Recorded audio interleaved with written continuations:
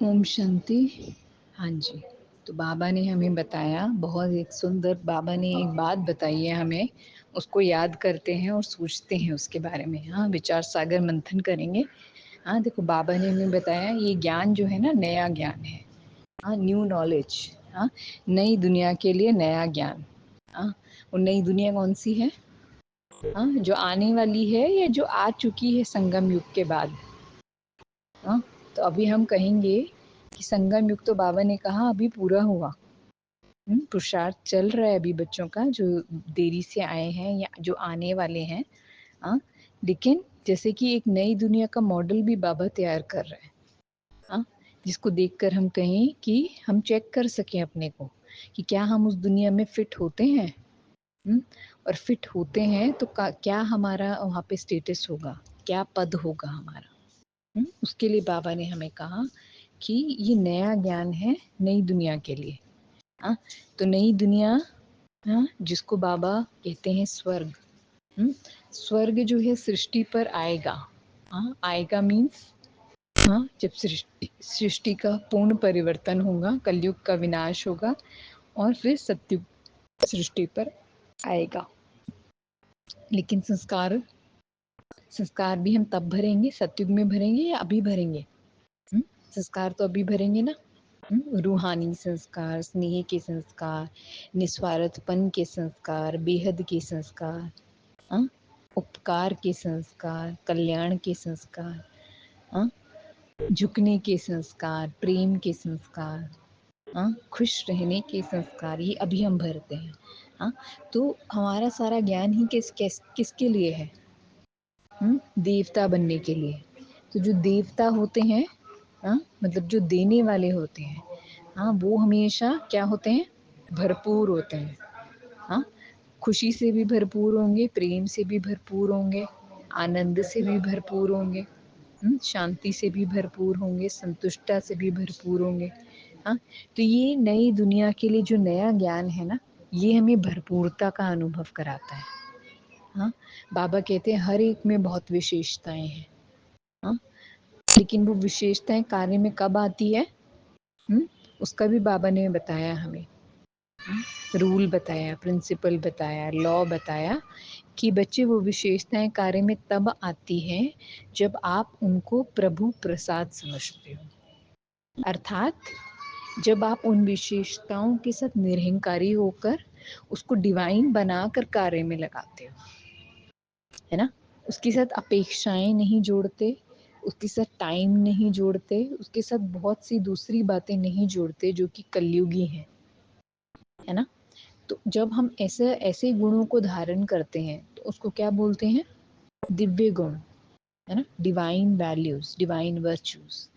तो ये बाबा ने हमें बताया कि बच्चे नई दुनिया के लिए जो नया ज्ञान है उसमें क्या होगा आपके अंदर?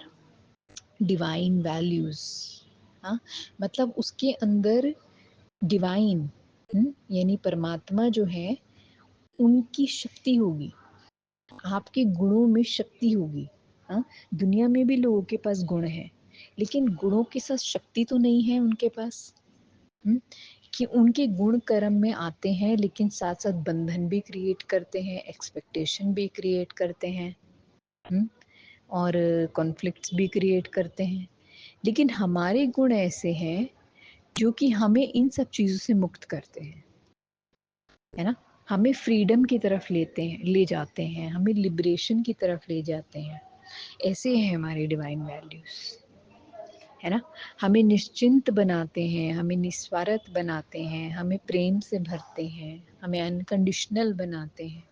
ये है हमारे डिवाइन वैल्यूज। हाँ, तो ये कौन सा ज्ञान है? नई दुनिया के लिए नया ज्ञान। शुरू शुरू में हमें बड़े अजीब लगे भले, कि ऐसा थोड़ी ना होता है, मतलब हमारे बिलीफ सिस्टम के साथ वो बातें मैच नहीं होंगी। जो बाबा हमें बता रहा है, बड़ी यूनिक बातें बताता है बाबा, जो कि मैच ही नहीं होती हमारे सिस्टम में। बाबा कहते हैं देते चलो, एक्सपेक्ट नहीं करो। तो ये यूनिक बात है ना। आपको दिखाई नहीं दे रहा है सक्सेस, फिर भी करते चलो। क्योंकि क्या कर रहे हैं हम अभी?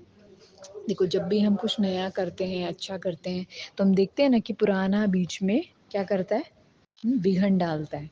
यानी कि हमारे संस्कार, हमारे अपने ही संस्कार उसमें विघन डालते हैं। हाँ, किस रूप में विघन डालते हैं? संकल्पों के रूप में। थॉट्स आ जाएंगे आपके पास ऐसे। हाँ, आपके पास एक तो क्योंकि लॉजिकल माइंड है ना, एक है इमोशनल माइंड, एक है लॉजिकल माइंड, तो दोनों इकट्ठे वर्क करते हैं। हाँ, आपके पास दो तरह के थॉट्स आएंगे। हाँ, तो आपको खुद ही सेल्फ को रियलाइज करना है, खुद ही अपने को देखना है, अनुभव से अपने को समझना है कि दोनों आएंगे। हाँ, उन हर एक का एक टाइमिंग है ना। इमोशनल माइंड, हाँ, जो कि बहुत ही काइंड है, प्योर है, हाँ, अनकंडीशनल है, हाँ, वो भी अपना काम करता है, अच्छे थॉट्स लाता है। और जो लॉजिकल माइंड है, रैशनल माइंड है, वो भी अपना काम करता है, जो हमें, हाँ, हमें हमारी इंटेलेक्ट को अच्छे अच्छे लॉजिक उसको देने पड़ते हैं पहले, तब जाके वो कन्विंस होता है कुछ करने के लिए। या बिलीव करता है किसी चीज़ में। हाँ, तो ये दोनों अपना काम करेंगे।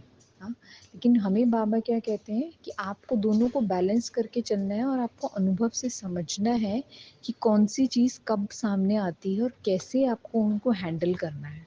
सुनो दोनों की, साक्षी होकर सुनो, है ना। दोनों मतें आपके पास आएंगी, साक्षी होकर सुनो। हाँ, लेकिन करो, करो क्या करना, क्या है आपको फाइनली, ये भी आपका दिल जान पाएगा जब आप बाबा से कनेक्ट करेंगे। आपका एक्सपीरियंस आपको बताएगा कि आपको क्या करना है ना। एक तो ये कि आप कौन से संगठन में हो, आपके साथ जो सब हैं वो कौन सी मत को फॉलो करें। अगर सभी अनकंडीशनल है तो आपका अनकंडीशनल होना एक रिजल्ट क्रिएट करेगा। लेकिन अगर सभी स्वार्थ में है, हाँ, सपोज आप कलयुगी दुनिया में हैं, वहाँ पे अगर आप अनकंडीशनल होते हैं लोगों के साथ, तो वहाँ पे आपका अनकंडीशनल होना क्या करेगा, आपको नुकसान देगा। हाँ, तो ये भी देखना है कि आप कौन से संगठन में हो, समय कौन सा चल रहा है, हाँ, अनुभव क्या कहता है।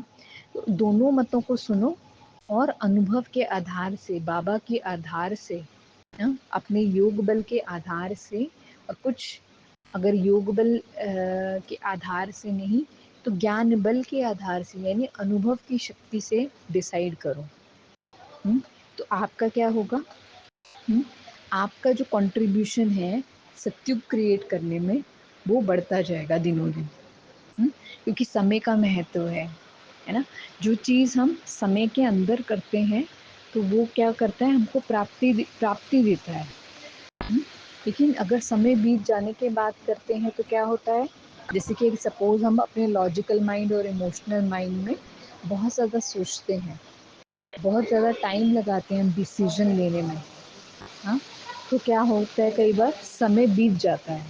हाँ, तो वो हमारे साथ वो भी होता है, वो हमें एक्सपीरियंस दिलाने के लिए। हाँ, लेकिन एक बार हमें इन बातों का एक्सपीरियंस हो जाता है जब, तो हमारे पास अनुभव की जो शक्ति होती है वो हमें हेल्प करती है सेकंड में डिसाइड करने के लिए कि हमारा इमोशनल माइंड कुछ कह रहा है, लॉजिकल माइंड कुछ कह रहा है, लेकिन हमें करना क्या है फाइनली, है ना। सेकंड में आप डिसाइड कर पाएंगे अगर आपके पास अनुभव की शक्ति है। हाँ, लेकिन जब अनुभव नहीं होता तो व्यक्ति टाइम लेता है, सोचता है, हाँ, ऑब्जर्व करता है, हाँ, बहुत कुछ उसके पास करने के लिए होता है, अपनी बुद्धि चलाने के लिए। हाँ, लेकिन जब हमें अनुभव हो जाए तो हम क्या करेंगे, अथॉरिटी बन जाएंगे। हाँ, तो ये नई दुनिया का नया ज्ञान हमको क्या करता है, हमारे पुराने संस्कारों को बिल्कुल वॉश आउट करता है। हाँ, और हमें हेल्प करता है कि हम ऐसे ऐसे डिसीजंस लेते हैं लाइफ में, जो कोई आम व्यक्ति देखे तो कहेगा कि ये कैसा डिसीजन लिया है इन्होंने, इतना रिस्क वाला। हाँ, लेकिन हमें, हमारे पास क्या है, हमारे पास निश्चय की शक्ति है। हाँ, हमारे पास संगठन की शक्ति है, हमारे पास परमात्म शक्ति है, हाँ, अनुभव की शक्ति है।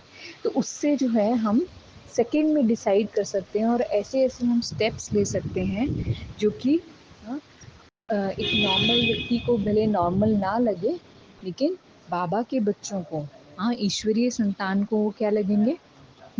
सबसे ज़्यादा फ्रूटफुल डिसीजंस, है ना? बहुत प्राप्ति कराने वाले, हाँ, प्राप्ति कराने वाले डिसीजंस, और बिल्कुल जैसे कि क्या कहेंगे, परफेक्ट डिसीजंस, है ना? बिल्कुल ठीक स्टेप्स, है ना? राइटियस एक्शंस, ये हमारा जो है ना सिग्नेचर हो जाएगा, अगर हम अनुभव की शक्ति से भरे हुए हैं। तो ये नई दुनिया का नया ज्ञान हमको क्या करता है? निश्चिंत बनाता है, हाँ, क्योंकि हमारे पास एक तो ज्ञान की शक्ति है, दूसरा योग की शक्ति है, और आपस में संगठन की शक्ति है, और सबसे बड़ा जो अभी हमने डिस्कस किया, अनुभव की शक्ति है, हाँ। तो नई दुनिया के लिए नया ज्ञान हमारे लिए क्या होता है? कल्याणकारी बन जाता है ना? ओम शांति।